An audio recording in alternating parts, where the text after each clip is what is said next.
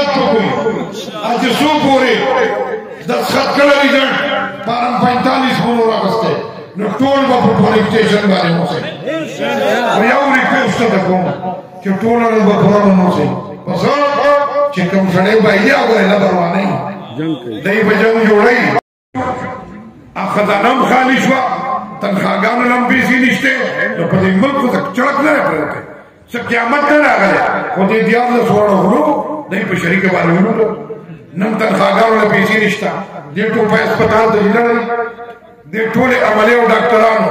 تورې پټۍ په مټه باندې تړلي احتجاجن تورې پټۍ تړلي تاسو به لیدلي که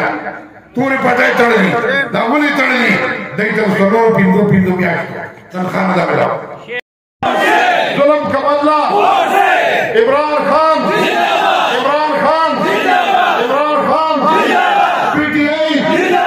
PTI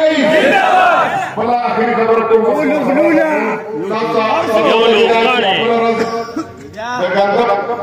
بڑا کھانا باندھے ڈاکہ بڑھ دے دلو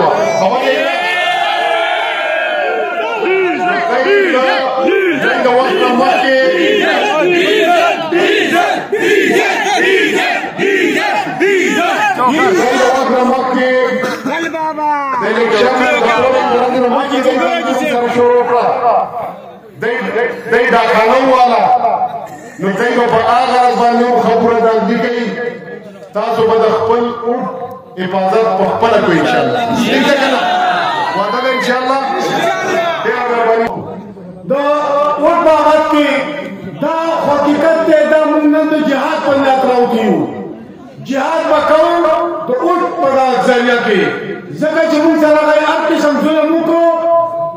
او زمون د نور پاټو سره دان باندې نشته موږ خپل جهاد کوو خپل لیډر لپاره کوو ان شاء الله تعالی خپل اتفاق باندې بلکې ټول تمام چې په دغه ورځ باندې ما هر سره خپل ایمانداري ښیي د اوټ په ذریعه د یوت ملګرو ته ورونو ته کشرانو ته زه خراج تحسین پیش کوم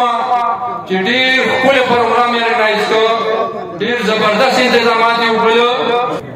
سبانۍ ورځ زموږ څخه او زه تاسو ته دا وایم چې انشاءالله چې په کوم طریقه باندې دې پنډال ته تاسو راغلی او تاسو دوره تکلیف وکړو او په دې دوره یخنۍ کې راغلی نو زه تاسو له په ایډوانس کې مبارکي درکوم چې انشاءالله زمونږ رنګیز حاجي صاحب او سپیکر صاحب تاسو ته زه د دې سټیج نه د دې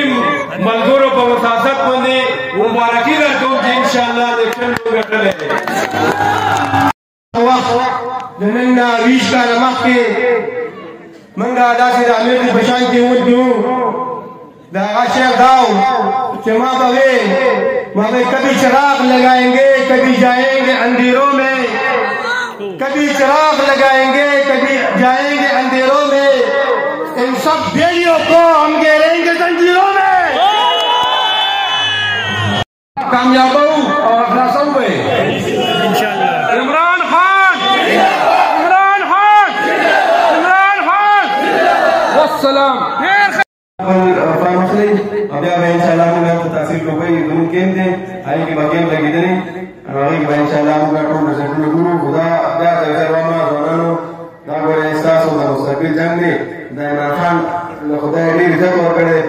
ملګري راغلي دي د ایملټ نه هم راغلي دي د مسلم آباد نه او خاص کر د ټوپۍ نه کوم مشران او کشران راغلي زه هغوی ته ټکدی وایم او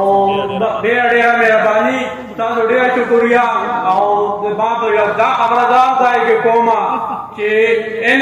او پی کې موږ مخکې هم ګټلی او ټوپۍ به انشاءالله دا یو ځل دوباره بیا ګټي